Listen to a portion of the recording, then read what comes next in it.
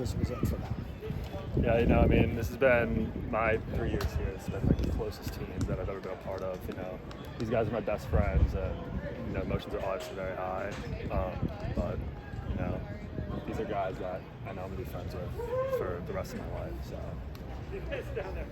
I don't know what the total drought was, but you held them scoreless in the third quarter and for a good part of the second and into the fourth. What was that? Maybe the best extended stretch of defense you guys have played this year, or at least in a while? I mean, yeah. So right at the opening of the game, they scored I think 3 or 4 like right off the bat. And we've been talking all week about slowing them down. They're really good in transition. So how to get those jitters out at the beginning of the game. And then I think once we got settled down, into our 66 defense that we've been working on all week, I think that definitely was what we need to lean on, which I just wish we did, right from the beginning. What were the adjustments here?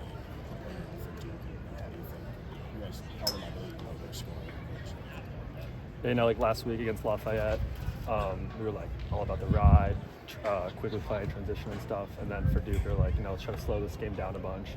Show it 10 men, but let's not be fully into it. So that was probably our biggest adjustment from last week and other games this season.